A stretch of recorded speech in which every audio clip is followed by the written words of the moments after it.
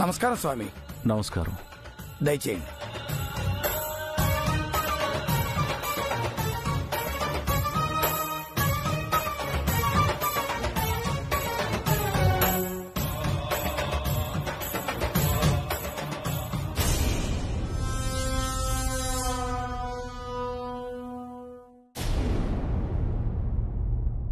రండి స్వామి.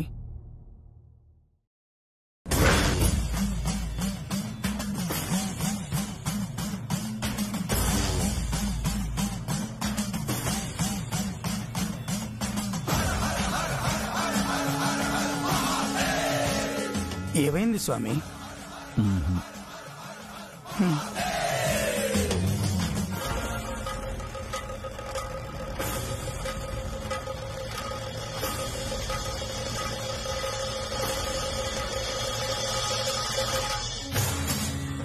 కూర్చోండి స్వామి, నేను వెళ్ళి మేడం గారిని పిలుచుకొస్తాను.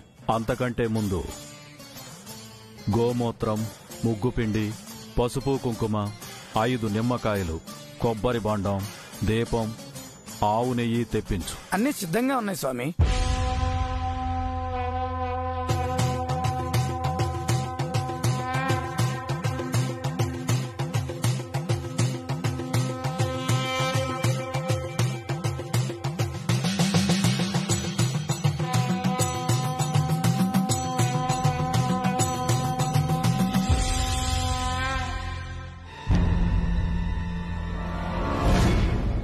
మేడం, స్వామీజీ వచ్చారు.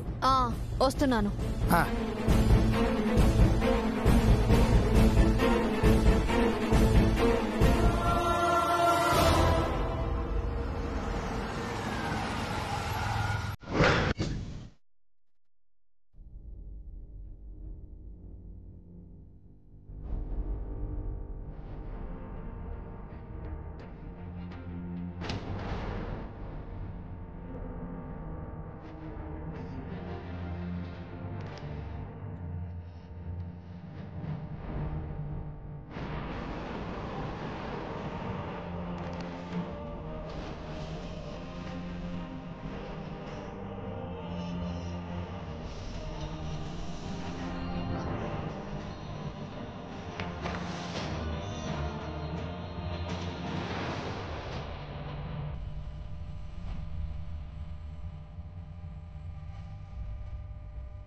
స్వామి,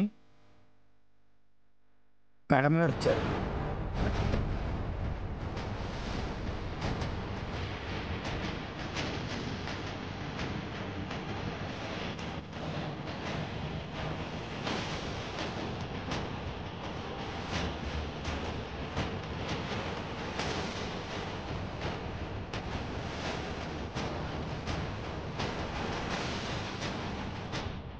శాస్త్రి గారు, నమస్కారం. శాస్త్రి గారు, నమస్కారం అండి. మీతో కొంచెం మాట్లాడాలి. కూర్చోండి.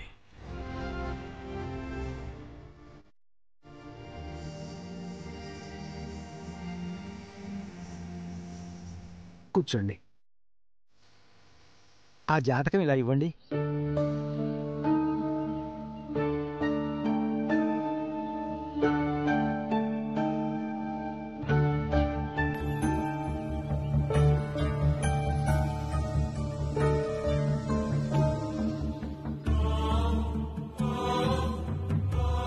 వీటిలో ఒక గవ్వ తీసుకోమ్మా.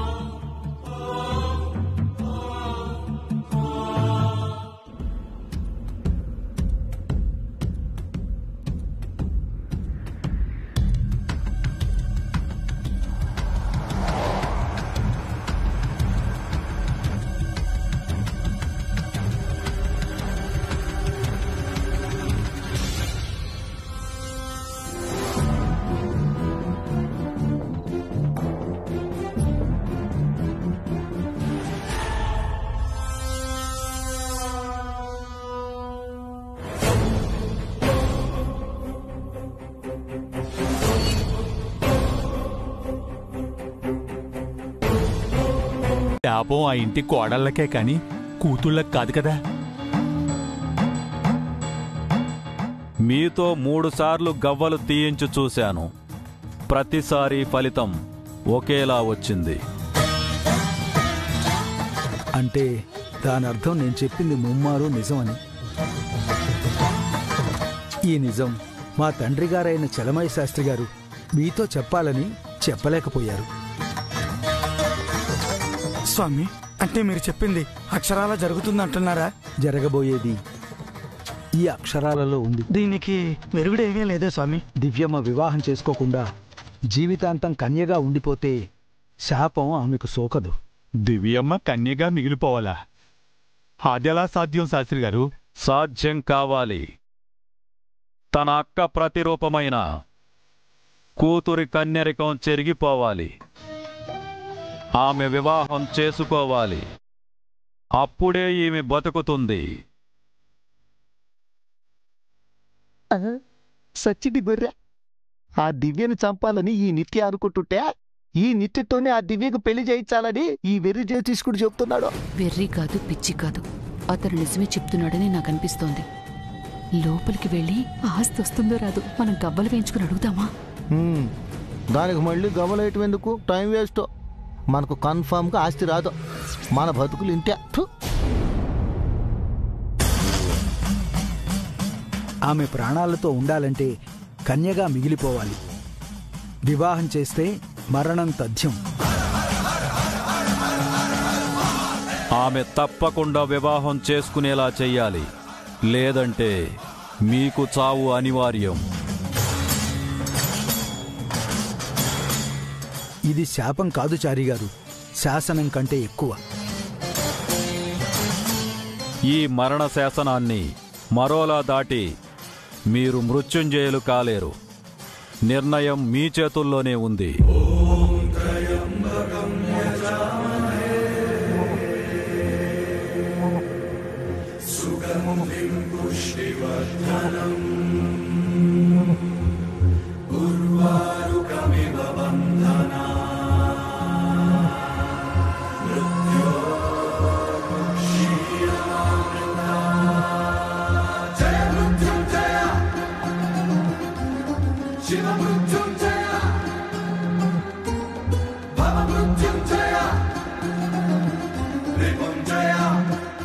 గవ్వ కూడా ఇదే చెబుతుంది. హర హర మహాదేవ శంభో శంకర, హర హర మహాదేవ శంభో శంకర, హర హర మహాదేవ శంభో శంకర. ఆయన చెప్పింది నిజమే ఉంటుంది మేడం. ఎందుకంటే ప్రయత్నించిన ప్రతిసారి మీరే ఓడిపోతున్నారు. ప్రతిసారి మీకే అవమానం జరిగింది. ఇదంతా ఆ శాపం వల్లే అయ్యి ఉండొచ్చు. హర హర మహాదేవ శంభో శంకర, హర హర మహాదేవ శంభో శంకర, హర హర మహాదేవ శంభో శంకర, హర హర మహాదేవ శంభో శంకర.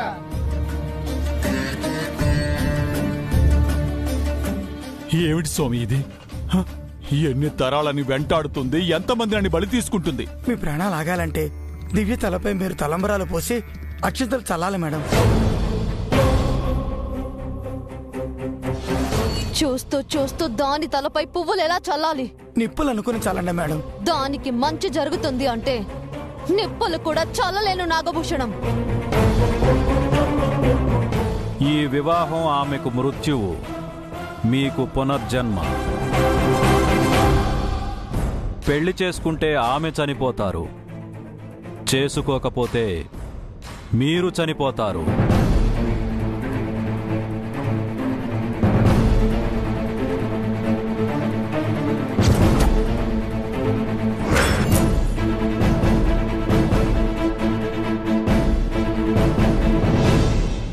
ఎందుకు స్వామి ఇలా జరగాలి? దివ్యమ్మ ఏం పాపం చేసిందని తనకు మరణ శాసనం రాయాలి.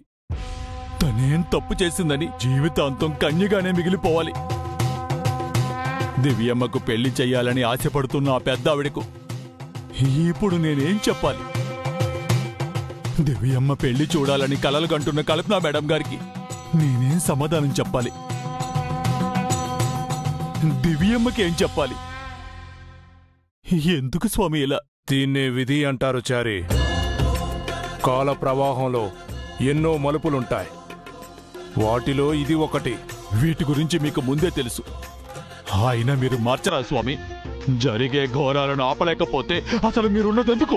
జరిగేది చెప్పగల త్వరగా రికవరీ అవుతారు.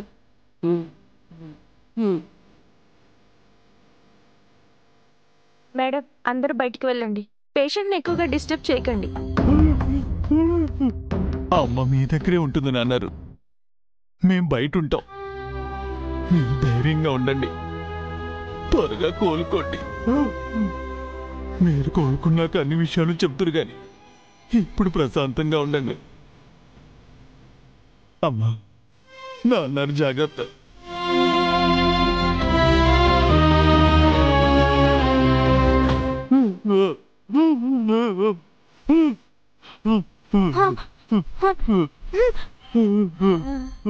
అయ్యో, మీరేం చెప్తున్నారో నాకు అర్థం కావడం లేదండి. అంటే మన పెళ్లి రోజా? మరి మన చారు కేసు పెళ్ళా? మరి ఇంకేమిటండి, మన దివ్యమ్మ పెళ్ళా? దానికి ఇంకా టైం ఉంది కదండి. ఆ పెళ్లి గురించి ఇప్పుడే ఎందుకు కంగారు పడుతున్నారు? అయ్యో, అసలు సడన్ గా స్ట్రోక్ రావడం ఏంటి? అదే అర్థం కావట్లేదు సార్. అంకుల్ నేనంతా బాగానే ఉన్నారు కదా, సడన్ గా స్ట్రోక్ ఎలా వచ్చింది? ఆయన మనకేదో చెప్పాలని ట్రై చేస్తున్నారు. మేబీ ఆయనకేదో విషయం తెలిసినట్టుంది. ఆయన మనతో షేర్ చేసుకోవాలని ట్రై చేసి చెప్పలేకపోతున్నారు. నాన్నరికి ఏ విషయం తెలిసిందో, దేనికి షాక్ అయ్యారో అర్థం కావట్లేదు సార్. అంకుల్ ఎక్కడికి వెళ్ళొచ్చారు? దేవిపురానికి వెళ్ళొచ్చారు. అక్కడ ఏదన్నా జరుగుండాలి. లేదు సార్, ఆ ఊరు మా నాన్నరికి బాగా తెలుసు. ఎనీవే, ధైర్యంగా ఉండు. మీ నాన్నగారికి ఏమీ కాదు, ఓకే? వచ్చినందుకు చాలా థ్యాంక్స్ సార్. ఇక మీరు వెళ్ళండి సార్, నేను చూసుకుంటాను. క్యూర్ అయ్యే వరకు దగ్గరుండి చూసుకో. ఏ అవసరం వచ్చినా నాకు కాల్ చేయి. అలాగే సార్. శశి, చెప్పు దివ్య. నీకు అభి అనే వ్యక్తి ఎవరైనా తెలుసా?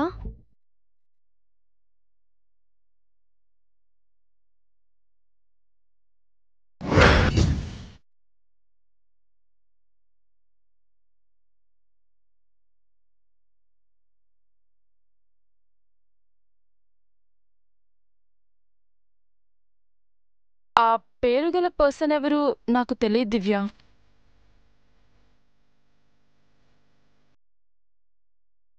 ఓకే, వెళ్ళండి.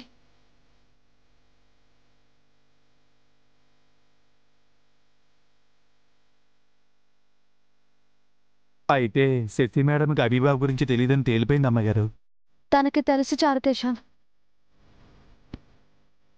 వాళ్ళ అన్నయ్య ముందు నిజం చెప్పలేక అబద్ధం చెప్పిందని నాకు అనిపిస్తోంది. అయితే నేను కనుక్కుంటాను అమ్మగారు. ఇప్పుడు కాదు, అంకుల్ పూర్తిగా క్యూర్ అయ్యాక ఆ విషయం తెలుసుకో.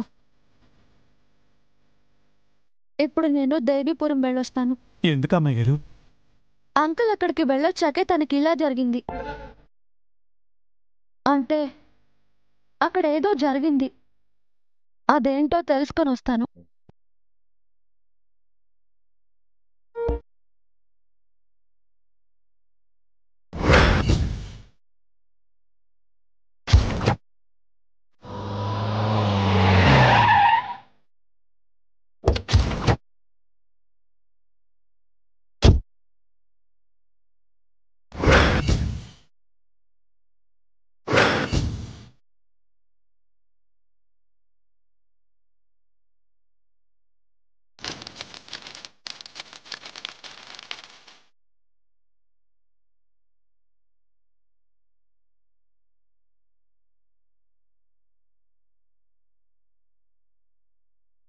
నమస్కారం స్వామి. నమస్కారం అమ్మా.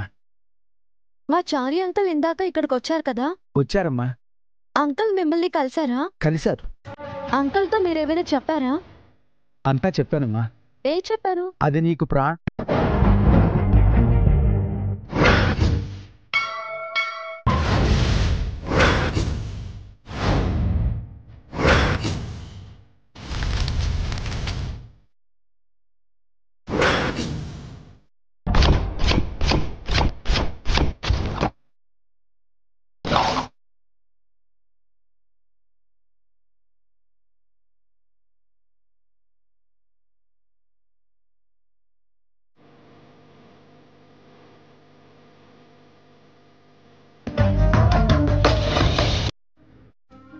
జై నన్ను కలలో ప్రశ్నిస్తూ ఉన్నారు. ఇకనైనా మారమని కన్నీళ్లతో వేడుకుంటున్నారు.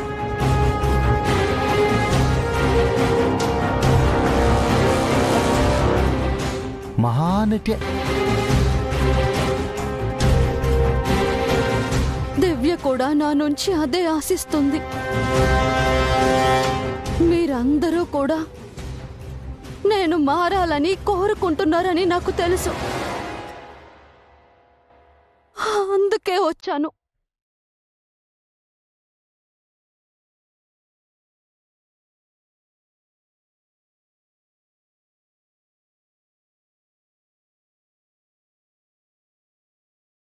నన్ను క్షమించండి జైజీ.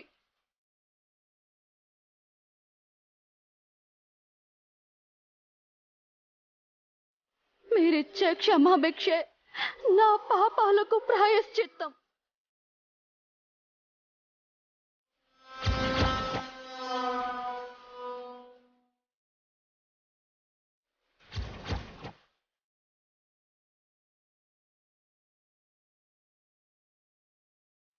నిత్య, నా కన్నీళ్లతో మీ పాదాలని అభిషేకిస్తూ వేడుకుంటున్నాను జేజీ. ఈ దుర్మార్గురాలిని మన్నించు. నేను మనిషిగా మంచిగా మారటానికి అవకాశం ఇవ్వు.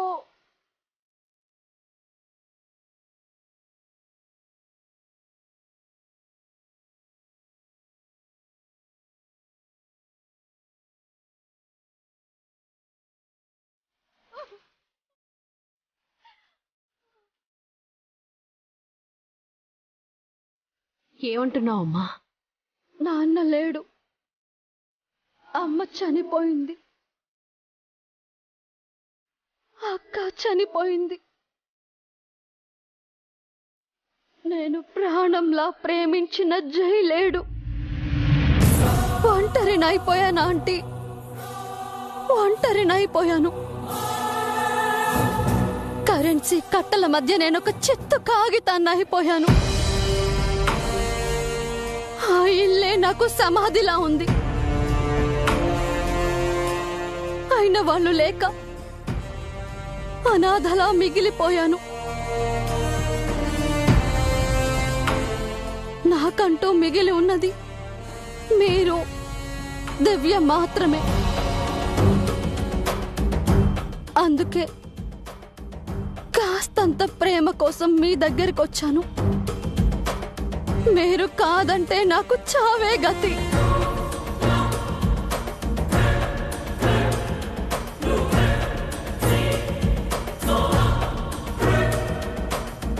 మేడం గారు పెద్ద విలనే అనుకున్నాను. మంచి నటు కూడా అని ఇప్పుడే అర్థమైంది. నిత్య, అదేంటమ్మా? ఎవరైనా బతకాలని కోరుకుంటారు గాని చావాలని శపిస్తారా?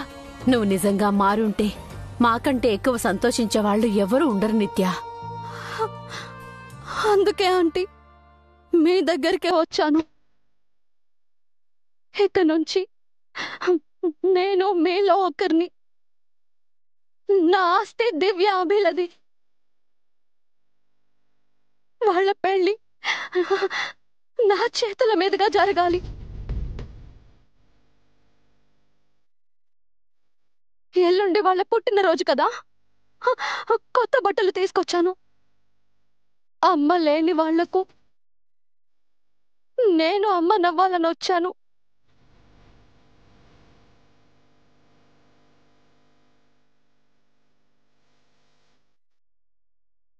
జడ్జి, నేను చేసింది తప్పే. ఇప్పుడు కూడా నేను ఇంట్లో ఉండకూడదా ఆంటీ? పశ్చాత్తాపానికి మించిన ప్రాయశ్చిత్తం లేదమ్మా. ఇప్పటికైనా నీ తప్పు తెలుసుకుని వచ్చావు. సంతోషంగా ఉంది. అభి, దివ్యలకి నువ్వు అమ్మ అవుతావంటే అంతకంటే కావాల్సిందేముందమ్మా? ఇది చూసి ఏ లోకంలో ఉన్నా మీ అమ్మ, మంగా, జైలు ఆనందపడతారు. వాళ్ళ ఆత్మ సంతృప్తి కోసమే నేను మారాను. నన్ను మీరు నమ్మారు. అదే నాకు సంతోషం.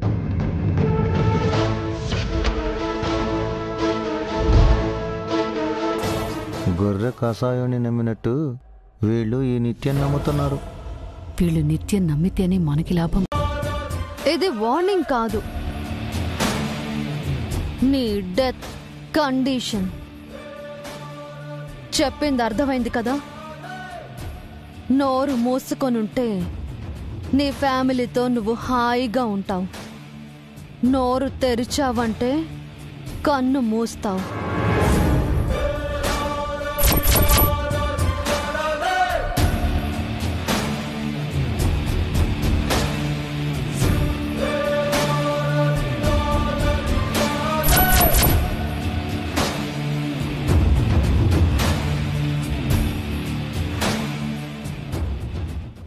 అరే, అక్క బావా కాదు, జై అందమైన జంట. అక్క, నువ్వేం కంగారు పడకు. నీ కూతురు పెళ్ళి దగ్గరుండి నేను చేస్తాను. జై, నువ్వు కూడా వరీ కాకు. నీ కొడుకు అభికి ఏమివ్వాలో అది ఇస్తాను. ఓకే?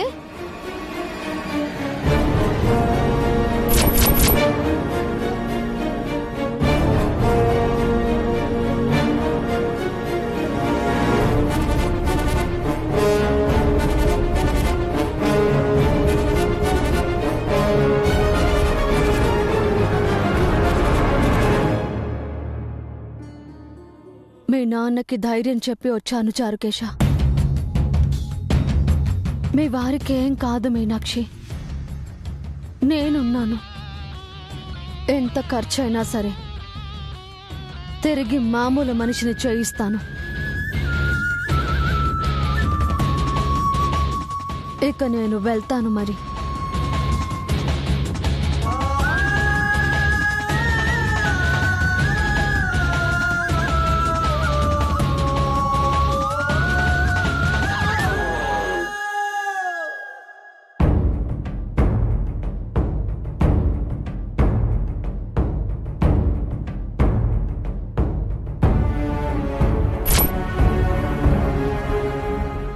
చారుకేశా, ఆవిడ మారానని చెబుతున్నది నిజమేనంటావా?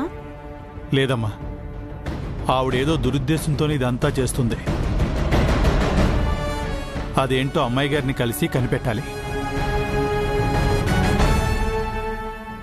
దేవుడా, ఈ నిత్యగారు మళ్ళీ ఏం ఘోరం చేయబోతున్నారు? ఏంటి చారుకేశ నువ్వు చెప్పేది? అవును మేడం, నిత్య మేడం గారు మా ఇంటికి కూడా వచ్చారు. నాన్నగారితో విడిగా మాట్లాడారు. దగ్గరుండి మీ పెళ్లి చేస్తానని చెప్పారు. ఇక్కడికి కూడా వచ్చి జయజీ నాన్నమ్మతో పిన్ని నా పెళ్లి విషయం చెప్పి వెళ్ళింది చారుకేశ. పిన్ని మారింది అంటే నాకు అస్సలు నమ్మబుద్ధి కావడం లేదు. నాకు కూడా నమ్మాలనిపించట్లేదు అమ్మాయి గారు. నిన్నటి వరకు మిమ్మల్ని చంపాలని విశ్వ ప్రయత్నం చేసినావిడ ఈ రోజు సడన్ గా మనసు మార్చుకుని మీ పెళ్లి చేస్తానని అంటున్నారంటే ఖచ్చితంగా ఏదో కుట్ర చేస్తున్నారు. నో డౌట్ చారుకేశ, పిన్ని ఏదో ప్లాన్ చేస్తుంది. అదేంటో తెలుసుకోవాలి. ఏదేమైనా మీరు కేర్ఫుల్గా ఉండాలి అమ్మాయి గారు. ప్రమాదం ఎటువైపు నుంచి వస్తుందో తెలీదు. సెక్యూరిటీని కూడా తీసేశారు. మీ గురించే నాకు భయంగా ఉంది. ఏదో జరగబోతుంది. ఆ విషయం నాకు అర్థమవుతుంది చారుకేశ. నా చుట్టూ సమాధానం లేని ప్రశ్నలు చాలానే ఉన్నాయి. దేవీపురం వెళ్ళొచ్చిన అంకుల్ మనతో ఏదో చెప్పాలని ప్రయత్నించి పక్షవాతం తెచ్చుకున్నారు. దేవీపురం వెళ్ళిన నాకు స్వామీజీ అర్థం కాని విషయాలు ఏవేవో చెప్పారు. అమ్మ నేనే తన ప్రపంచం అనుకున్న అన్నయ్య శశి వెంట పడుతున్నాడు. నన్ను చంపాలి అనుకున్న పిన్ని నా పెళ్లి చేస్తానంటోంది. అంకుల్ మనతో ఏం చెప్పాలనుకున్నారు? ఎందుకు తనకి పారాలిసిస్ అటాక్ అయింది? ఆ స్వామీజీ మాటలకు అర్థమేంటి? అసలు నేను ఎవరితో యుద్ధం చేయాలి? తన ప్రాణం లాంటి నన్ను పట్టించుకోకుండా అన్నయ్య శశితో ఎందుకు తిరుగుతున్నాడు? మంచిగా మారినట్టు పిన్ని ఎందుకు నటిస్తుంది? అసలు తన ప్లాన్ ఏంటి? ఏమీ అర్థం కావడం లేదు. నా చుట్టూ ఏదో పద్మ వ్యూహం పన్నినట్టు, నేను అష్ట దిగ్బంధనం అయినట్టుగా అనిపిస్తోంది. ఎంత ఆలోచించినా ఏది సాల్వ్ అన్నయ్య కోసమే వెయిట్ చేస్తున్నాను.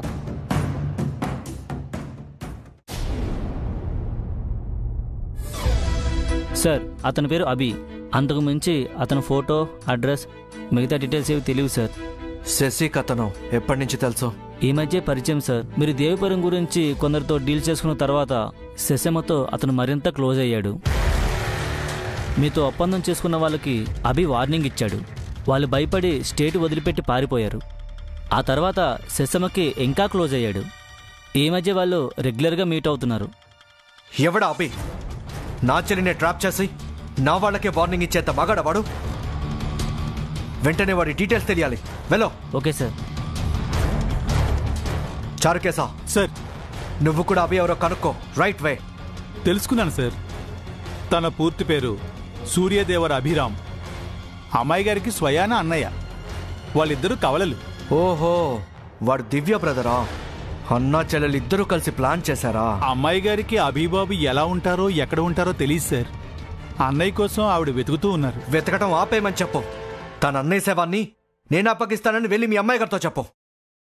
నా చెల్లిని ట్రాప్ చేసి నాతో ఛాలెంజ్ చేసిన వాడిని బతకనివ్వనని దివ్యతో చెప్పు.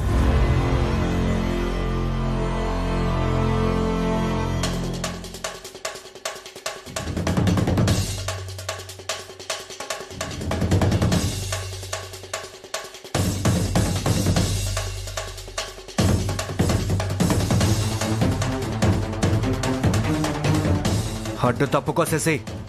నువ్వు అభిని ఏం చేయకూడదు. వాడి గురించి నా దగ్గర దాచిపెట్టి పెద్ద తప్పు చేశావు. ఇప్పుడు నన్ను మళ్ళీ ఆపి ఇంకో తప్పు చేయకు. తన్ని ప్రేమించడం తప్ప? వాడొక చీటర్. కాదు, నా లవర్. వాడొక ఫ్రాడ్. లేదు, వాడు నిన్ను లవ్ చేయట్లేదు, ప్రాణంగా ప్రేమిస్తున్నాడు. Why don't you understand me? Why are you misunderstanding him? Shashi Shashi Shashi, నీకు అర్థం కావట్లేదు.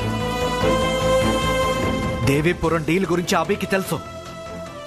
అది నాకు దక్కనివ్వకుండా చేయడానికి అభి నిన్ను బెదిరించాడు, నిన్ను ట్రాప్ చేశాడు, నిన్ను అడ్డు పెట్టుకుని నన్ను బెదిరించాలనుకుంటున్నాడు. నా వీక్నెస్ నువ్వని తెలుసుకుని నా సెంటిమెంట్ మీద దెబ్బ కొట్టాలనుకుంటున్నాడు. It's a plan. అతను చేసింది ప్లాన్ అయితే మరి నువ్వు చేసిందేంటి? దివ్యని అడ్డు పెట్టుకుని దేవీపురాన్ని డీల్ చేయాలనుకున్నావు.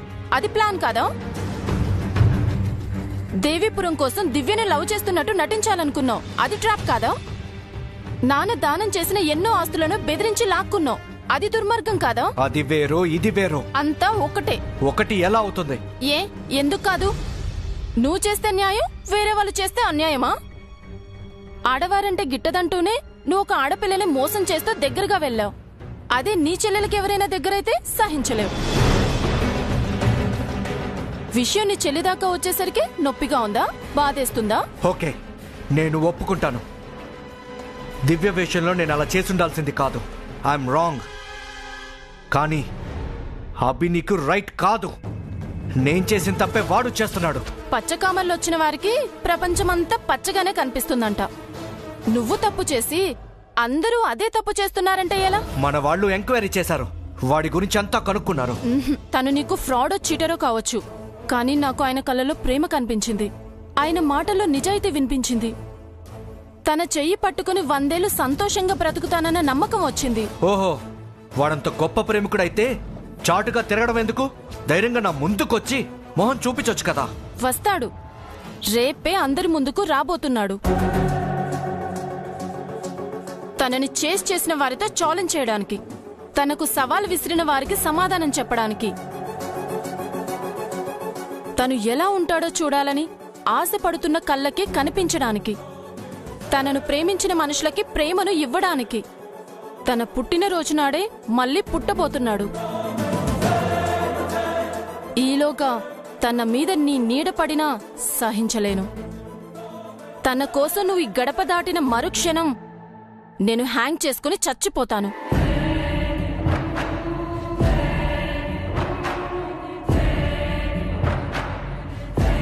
శశి, నా పెళ్లి చేస్తానని నాన్నకి మాటిచ్చావు కదా, తనతో నా పెళ్లి చేసి ఆ మాటని నిలుపుకో.